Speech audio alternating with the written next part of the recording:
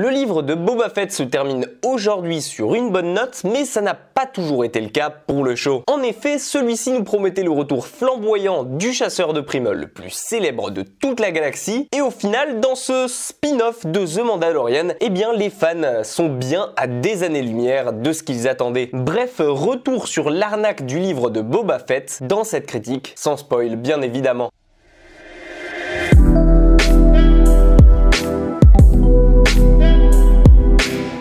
Cet épisode de 40 minutes chacun. Voici ce à quoi vous pouvez vous attendre en vous lançant dans The Book of Boba Fett, et à peu près tout le monde est habitué à ça depuis maintenant 2 saisons de The Mandalorian. Vous l'avez donc lu dans le titre, je vous l'ai dit en introduction, aujourd'hui on va parler du spin-off consacré à l'histoire de Boba. Et quoi de mieux pour commencer justement cette histoire que le lieu où tout a commencé pour lui, à savoir la fin de l'épisode 6, dans l'estomac du Sarlacc. Car oui, c'est bien là l'axe et la base de cette nouvelle série. Et je suis désolé pour vous, mais elle n'est pas vraiment là pour redorer l'image du chasseur de primes. Parce que oui, dans cette série, attendez-vous à voir et à faire face à un Boba Fett fatigué, atteint par les problèmes de santé et qui sort d'une mort quasi certaine. Bref, un Boba qui a un peu la flemme de se battre, ou plutôt qui n'en a plus trop envie, et je ne pense pas que c'est l'axe que beaucoup de gens espéraient voir pour ce personnage avec cette série. Et donc, désolé de vous décevoir d'entrée de jeu, mais il va pas falloir s'attendre à beaucoup d'action ici. Ou en tout cas, quand elle sera là, ce sera la plupart du temps grâce à des flashbacks. Bref, sa sortie du Sarlacc, sa traversée du désert, son apprentissage avec les Tusks, ou encore sa rencontre avec Fennec, qui va être importante pour la suite, constitue cette nouvelle série. Parce que oui, comme je vous l'ai dit, l'axe de cette nouvelle saga, ce n'est pas vraiment les combats ou bien les quêtes, mais bien la succession et l'envie du pouvoir pour Boba Fett. En effet, Tatooine étant désormais sans Jabba le Hutt, son trône est à disposition et pas mal de monde veut se l'arracher. Alors Boba va donc devoir affirmer son pouvoir et s'entourer des plus fines lames de Tatooine. Bref, c'est quelque chose d'assez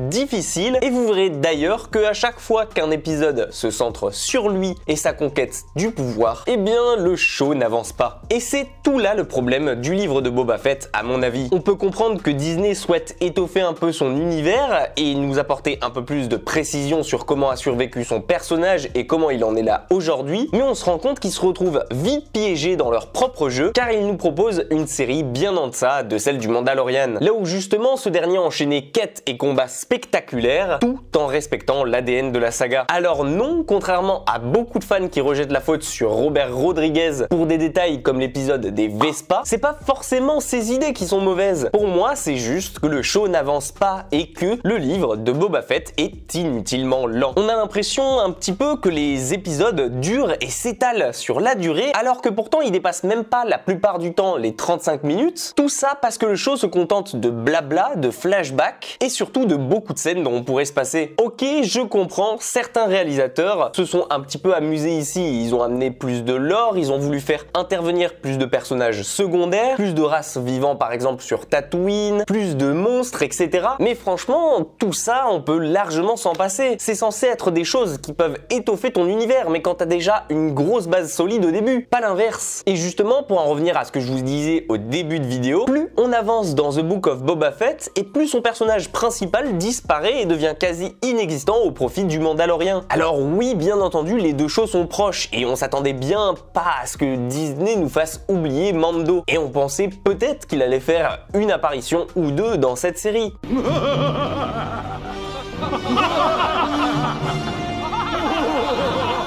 Mais rien que dans les derniers épisodes, si on compte le temps d'apparition de Boba Fett dans son propre show, bah il est quasi inexistant. Et pour une série qui est courte, qui tient que sur 7 épisodes et qui porte son nom, ben on a un petit peu du mal à comprendre l'existence d'un tel show. Parce qu'au final, si je vous résume un peu, on a la prise de pouvoir de Boba Fett sur le trône de Jabba, son retour après une pseudo-mort dans le Sarlacc, ou encore des moments de flashback pour nous expliquer comment il est encore en vie et ce qu'il a maintenu jusqu'ici. Bref, tout ça, on s'en fout un peu. Et je pense que, comme la plupart des fans, moi j'ai envie d'action. Et les seuls moments où il y a de l'action, eh ben c'est quand c'est des épisodes réservés à Mando. Et en soi, si on peut résumer tout ce qu'on a appris sur Boba jusqu'ici, c'est tellement court qu'au final, on aurait pu largement juste l'aseptiser ici et là dans quelques épisodes de la saison 3 de Mandalorian. Et donc du coup, l'intérêt d'une saison tout entière et à son nom, bah elle est quasi inexistante. Bien qu'en tant que fan, les 3 derniers épisodes de la série sont très appréciables, je dis pas. Mais bon, quand tes épisodes sont la plupart du temps meilleurs quand le personnage principal apparaît pas à l'écran, c'est que je pense que t'as raté forcément un truc quelque part. Peut-être que justement, le livre de Boba Fett, c'est la preuve qu'on n'a pas besoin d'une série, d'un film ou bien d'un jeu intégralement